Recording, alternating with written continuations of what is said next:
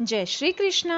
7वें अध्याय में श्री कृष्ण ने अर्जुन को चेतन और अचेतन प्रकृति का ज्ञान दिया। आज हम श्रीमद् भगवत गीता के 8वें अध्याय तथा उसके महात्म्य की कथा का श्रवण करेंगे। अर्जुन ने कहा, हे मधुसूदन, ब्रह्म क्या है? अध्यात्म किसको कहते हैं? अधिभूत क्या है और अधिदेव क्या है? हे पुरुषोत्तम, अधियज्ञ किसे कहते हैं और इस देह में अधिदेह कौन सी है?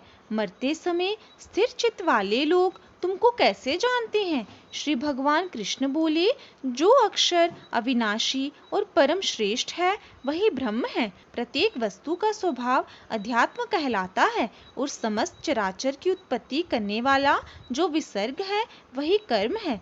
जो देह आदि नाशवान वस्तु है वही अधिभूत कहलाती है।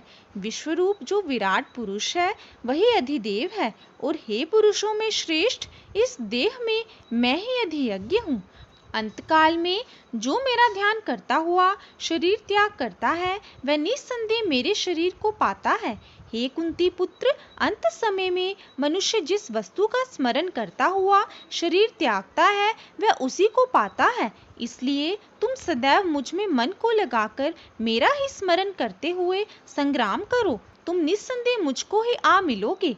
हे पार्थ, अभ्यास रूप योग से युक्त हो दूसरी ओर ना जाने वाले मन से सदा चिंतन करता हुआ पुरुष परम और दिव्य पद को ही प्राप्त होता है। अतएव जो अंत समय में मन को एकाग्र कर भक्ति पूर्वक योगाभ्यास के बल से दोनों बोहों के मध्य भाग में प्राण को चढ़ाकर सर्वज्ञ अनादि संपूर्ण जगत के नियंता सूक्ष्मतर सबके पोषक अचिंत्य स्वरूप सूर्य के समान प्रकाशवान तमोगुण से रहित परम पुरुष का ध्यान करता है वह उसको मिलता है। वेद के जानने वाले जिसको अक्षर कहते हैं, वीतराग होकर सन्यासी जिसमें प्रवेश करते हैं तथा जिसको चाहने वाले ब्रह्मचर्य का आचरण करते हैं, उस परम पद को तुमसे संक्षेप में कहता हूँ। जो सब इंद्रियों के द्वारों को रोककर मन को हृदय में धारण कर प्राण को मस्तक में ले जाकर समाधि योग से स्थित ओम अक्षर का उच्चारण करता हुआ जो अपनी देह को त्यागता है उसे मोक्ष रूप उत्तम गति प्राप्त होती है। हे पार्थ, जो मुझ में ही मन लगाकर नित्य प्रति मेरा स्मरण करते हैं, उन सदैव स्मरण करने वाले योगियों को मैं बहुत सुलभ रीति से प्राप्त होता हूँ। मुझको प्राप्त होने पर परम सिद्धि को प्राप्त करने वाला महात्मा गण फिर ये जन्म नहीं धारण करते, जो नाशवान और दुख का घर है। हे अर्जुन, ब्रह्मलोक पर्यंत जितने लोक हैं वहां से लौटना पड़ता है, परंतु मुझ में मिलने से फिर जन्म नहीं होता। 1000 महायुगों का एक दिन होता है और 1000 महायुगों की एक रात्रि ब्रह्मा की होती है।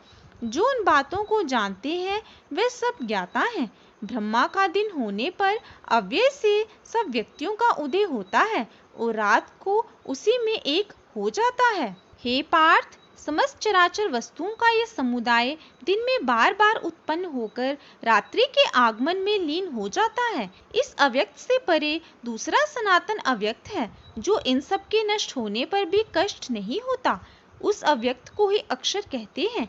वही परम गति है जिसको प्राप्त करके फिर संसार में नहीं जन्मते।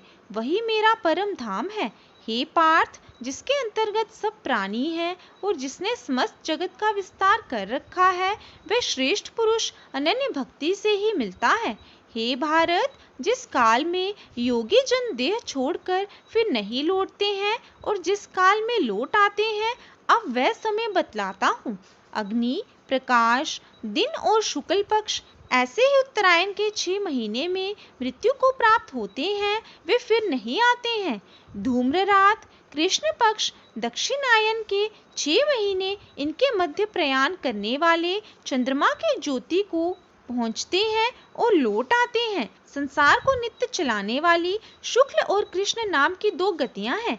एक से आने पर लौटना पड़ता है और दूसरे पर फिर लौटना नहीं होता। हे पार्थ, योगी इन दोनों गतियों का तत्व जानता है, इसी से मोह में नहीं पड़ता। अतएव हे अर्जुन, तुम सदा योग युक्त हो। वेद, यज्ञ, तप और दान से जो जो पुण्य फल बतलाए गए हैं, योगी उन सबसे अधिक ऐश्वर्य प्राप्त है और सर्वोत्तम स्थान पाता है। अब हम 8वें अध्याय के महात्म्य की कथा का श्रवण करेंगे। श्री नारायण जी बोले, हे लक्ष्मी, दक्षिण देश में नर्मदा नदी के तट पर एक नगर है। उसमें सुशर्मा नामक एक बड़ा धनवान विप्र रहता था। एक दिन उसने एक संत महात्मा से पूछा, हे ऋषि जी, मेरे संतान नहीं है। तब ऋषिवन ने कहा, तू अश्वमेघ यज्ञ कर, बकरा देवी को भेंट चढ़ा, देवी तेरे को पुत्र देगी। तब उसने यज्ञ करने को एक बकरा मोल लिया, उसको स्नान करा के मेवा खिलाई। जब उसको मारने लगा तब बकरा कह कह शब्द करके हंसा। तब ब्राह्मण ने पूछा, हे बकरे, तू क्यों हंसा है? तब बकरे ने कहा, पिछले जन्म में मेरे भी संतान नहीं थी। तब एक ब्राह्मण ने मुझे भी अश्वमेघ यज्ञ करने को कहा था। मैंने सारी नगरी में बकरा ढूंढा, परंतु बकरा हाथ ना लगा। ढूंढते ढूंढते एक बकरी का बच्चा दूध पीता मिला। उस बच्चे समेत बकरी को मोल ले लिया। तब उसको बकरी के स्तन से छुड़ाकर यज्ञ करने लगा। तब बकरी बोली, अरे ब्राह्मण, तू ब्राह्मण नहीं, जो मेरे पुत्र को होम में देने लगा है, तू महापापी है। क्या ये कभी सुना है कि पराये पुत्र को मारने से किसी ने पुत्र पाया है? तू अपनी संतान के लिए मेरे पुत्र को मारता है। वह बकरी बहुत कुछ कहती रही, पर मैंने एक ना मानी। तब बकरी ने श्राप दिया कि तेरा गला भी इसी भांति कटेगा। ऐसा श्राप देकर वह बकरी तड़प कर मर गई।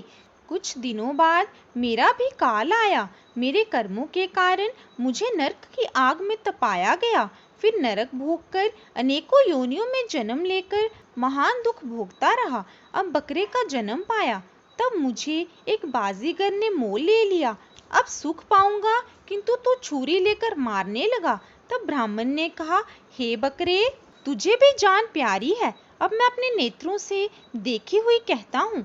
कुरुक्षेत्र में चंद्र सुशर्मा राजा स्नान करने आया। उसने ब्राह्मण से पूछा, ग्रहण में क्या दान करूं? उसने कहा, हे राजन, काले पुरुष का दान कर।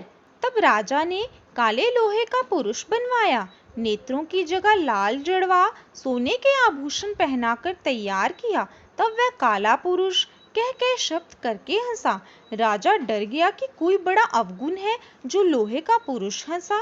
तब लोहे के उस काले पुरुष ने ब्राह्मण को कहा, हे ब्राह्मण, तू मुझे लेगा? तब ब्राह्मण ने कहा, मैंने तेरे सरीखे कई पचाए हैं।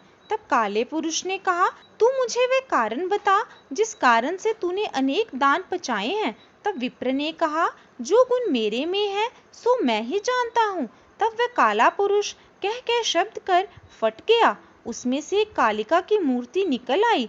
तब विप्र ने श्री गीता जी के 8वें अध्याय का पाठ किया। उस कालिका की मूर्ति ने सुनकर देह पलटी। जल की अंजलि भर के उस विप्र ने मूर्ति पर जल छिड़का। जल के छिड़कने से तत्काल उसकी देह देवदेही हो गई और विमान पर बैठकर बैकुंठ को गई। तब राजा ने कहा, तुम्हारे में भी कोई ऐसा गुण है जिसके शब्द से मैं भी अधम देह से मुक्ति पाऊं? तब उस विप्र ने कहा, मैं वेद पाठी हूँ। उस नगर में एक साधु भी गीता पाठी था, जिससे 8वें अध्याय का पाठ सुनकर राजा की देह पलटी। तब राजा दिव्य देह पाकर बैकुंठ को गया और कहता गया, हे ब्राह्मण, तू भी गीता का पाठ कर, तुम्हारा भी उद्धार होगा। तब वह ब्राह्मण भी नित्य निर्मल मन से श्री गीता जी का पाठ करने लगा। इसी के साथ श्रीमद् भगवत गीता के 8वें अध्याय तथा उसके महात्म्य की कथा समाप्त होती है।